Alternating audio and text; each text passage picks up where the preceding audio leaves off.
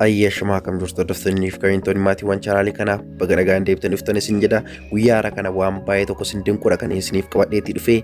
Sababni isaa immoo bakka barbaadan teessanii wantoota garaagaraa karaa ittiin hordofuutii dandeessan, laayivii karaa ittiin qaxxitaa teessanii ilaaluutii dandeessan kanan isinitti agarsiisu ta'a jechuudha. Fakkeenyaaf naannoo keessan keessa ta'uu danda'a, mana keessan keessa ta'uu danda'a, gibbii keessan keessa ta'uu danda'a, akkasumas illee wantoota garaagaraa dhoksaatiin waraabuutii barbaadan ta'uu ni malata. Kanaaf kana hundayyuu jechuudha daayirektii yoo barbaadan bilbila keessaniin, yoo barbaadan kompiitara keessaniin karaa ittiin daayirektii wanta yeroo sana ta'aa jiru, iddoo sanatti wanta uumamaati jiru yeroo sana ilaaluu karaa ittiin dandeessan, waraabuu karaa ittiin dandeessan kanan isinitti agarsiisu ta'a jechuudha. Egaan baay'ee tokko kan isin dinquudha. Itti fayyadamaaf immoo baay'ee tokko kan isiniif salphatudha. Garuu immoo faayidaa hedduu ni qaba. Kanaaf hanga xumuraatti waliin ta'uun daawwadhaa. Step by step isinitti agarsiisa. Amma ni eegalla.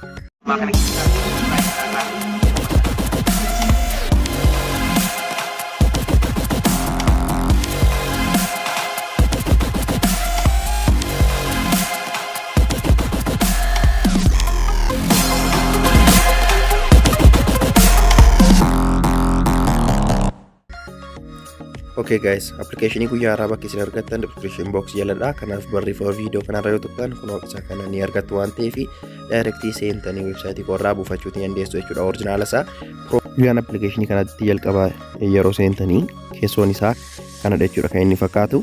Akkanatti erginni isiniif baasee egaa siitingii baay'ee tos keessa jira. Isaan kana keessa wanti isinitti buutan hin jiru. Hundi isaa sirrii waan ta'eef jalqabarras jiru plugin kan jedhu tuqaan isin jedha jalqabarras jiru. Achii booda install bakka jettu ishee kanarra tuqaan isin jedha. As keessaa wanti isin gootan waan lamatu jira jechuudha. Akkanatti yeroo inni circle godhu kan ammoo eegaa obsaa sekeendii 5 hanga 10 isin jedha. Egaan akkanatti isiniif baasaa jalqabarra isa jiru isa kana mallattoo daawunloodii bukkeetti jira. Ishee kana tuqaatii daawunlood godhadhaan isin jedha. Achii booda dhumarrattis immoo uploader kan jedhu ishee kana jechuudha. Mallattoo ishee kanarraa tuqootii qabdu jechuudha. Tokkootii fi kun akkuma agartan daawunlood isiniif godha jechuudha. Kun yoo afees yoo itti fayyadamuudhaaf dhiistan yookiin install gochuudhaaf dhiistan rakkoo hin qabu. Garuu immoo irra caalaa ba'eessa isiniif ta'a jechuudha warra namoota keessumaa wantoota garaagaraa hordofuu barbaadaniif. Kanaaf egaa akka kanatti gaa isaan kana gadi isiniif tarreessaa isin dhumarra dhuftu jechuudha. Dhumarraati wanti isin argattan start server kan jettu ishee kanarraa al tokkootiif ni tuqxu jechuudha. Start server kan jettu ishee kana al tokkootiif yeroo isin tuqxan ayyama isin gaafata. Allawun jettu amma kunoo xumurtanii jirtu jechuudha. Steepii tokko qofaatu nu hafaa. Inni immoo bilbila barbaanneen kompiitara barbaanneen fageenya kamirrayyuu teenyee wanta bilbila kanaatiin daayirektii waraabamaa jiru battala sanatti wanta ta'aa jiru viidiyoodhaan teenye laayivii ilaaluutii ni dandeenya jechuudha. Kana gochuudhaafis baay'ee tokko salphaadha. Kun akkuma agartanii koodii jira jechuudha. Koodii nuuf kennamee jira jechuudha. Ishee kana fuudhuun dhaneektu browsera keenya irratti barreessinee saniin booda wanta bilbila kanaan ta'u fageenyi kamiyyuu osoo hin daangessin daayirektii teenye laayivii ilaaluu dandeenya jechuudha. Fakkeenyaaf bilbila keenya mana tokko keessa keenye yookiin naannoo tokko yookiin bakka dhoksaa tokko keenye iddoo kan biraa fagoorra teenye immoo kompiitaraan yookiin bilbilumaan hordofuutii ni dandeenya jechaadha. Wanta iddoo sanatti taa'u fuuleen iskiriinii keenya nutti agarsiisa jechuudha. Okay, amma koodii kana dhaqeen kompiitara irratti guutee isinitti agarsiisa jechuudha. Koodii adda irratti agartanii. Kanaaf jalqaba wanti isin gootanii bilbila keessa yookiin kompiitara keessanirra dhuftaniitu gubbaa kanarratti koodicha ni barreessitu jechuudha. Koodicha qabachuu hin dagatina. Kunoo isa bilbila irratti agartan isa kanarra jechuudha. Iskiriinii bilbila irraa fuutaniitu as keessatti guuttu jechuudha. Kunoo haala kanaatiin kan koo koodiin kanadha. Kan keessan immoo kan biraa ta'uu ni danda'a waan ta'eef sirriitti cheekii gochuu hin dagatina. Achii booda okay yeroo isin jettan gara kanaatti qaxxitaa isin fide jechuudha. Akkuma agartan egaa iddoo kanarratti egaa siitingii baay'ee isiniif kenna. Wantoota barbaadan kamiiniyyuu gochuutii ni dandeessu jechuudha.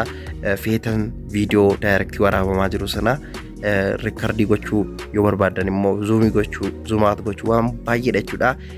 Nama yeroo sana iddoo sana keessa darbaa hundallee mooshin diteektii waan qabuuf diteektii godhee ofiisaatiin namni iddoo sana ga'uusaa beekee kan akka isiniif waraabu godhullee ni jira. Ishee kanarraa tuqxanii enable gochuu ni dandeessu. Kun akkuma agartan egaa siitingiin kun al takkaa sirraa'ee taa'eeti jira. Yoo barbaadan ofii keessan akka fedha keessanitti sirreeffachuu ni dandeessu.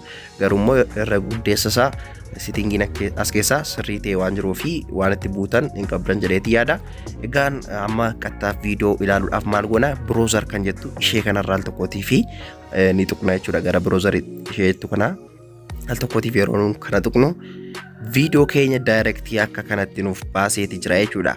Egaan kunoo akkuma agartanii kompiitara irra jechuudha kan hin jiru garuu immoo viidiyoon mobaayilii sanaa waraabamaa jiru qaxxitaa ana bira dhufaatii jira jechuudha. Kunoo akkuma agartanii mobaayiliin sun jechuudha isinirraa fagaatu dhiisuu iddoo barbaaddan teessanii kunoo wanta inni waraabu bilbila keessanii yookiin kompiitara keessan kan biraadhaan immoo akka kanattitu ilaaluu dandeessu jechuudha. Akkuma agartanii wanta inni sun waraabu mana keessallee jechuudha kaameraan isaa quality qabachaadha. Live streaming qaxxitaa akka YouTube inni reessu jechuudha quality isaa akka kanatti daawwachuu ni dandeessu jechuudha. Zoom illee gochuu dandeessu. Namni iddoo sana darbaa jiru yookiin immoo wanta ilaaluutti barbaaddan sana qaxxitaa jechuudha zoom gootanii ofitti buttanii ilaaluu dandeessu. Kun akkuma agartanii zoom out yoon godhellee narraa buta jechuudha. Kun akkuma agartan biqilaa kana haala kanaatiin fayyadamtanii egaa bilbila isa tokko irratti wanta ta'aa jiru kompiitara keessan isa kan biraadhaan yookiin bilbiluma keessan kan biraadhaan seentanii hordofuutiin dandeessu jechuudha. Kun ammas akkuma agartan zoomii godheetiin jira jechuudha ofitti. Yoon ofirraatii bute immoo narraa siqa jechaadha viidiyoo sana. Akka nama achi taa'ee waraabaa jirutti akka kanatti wantoota barbaadan hordofuutiin dandeessu jechuudha. Haala kanaatiin fayyadamtanii egaa bilbiloota dudulloomoo kan biraafaa qabdu yoo ta'e isa tokkoon akka kanatti mana keessan keessa yoo keessan bilbila keessan kan biraa yookiin kompiitara keessan kan biraadhaan immoo bakka barbaadan iddoo hojii keessan teessanii nageenya mana keessanii to'achuu ni dandeessu. Naannoo keessan keessatti wantoota ta'u garaagaraa hordofuutii ni dandeessu isinin jedha. Kana jechuudha kan isiniif qabadheetti dhufe guyyaa haaraa kana kan isiniif tolee abdii guddaan qaba. Yeroo ta'an maal akka isiniif qabadhee barbaaddu yaada keessan koomentii irratti naaf barreessaa isinin jecha. Mastiin nagaan naaf turaa isinin jaalladhaa san kabajaa. Bye bye.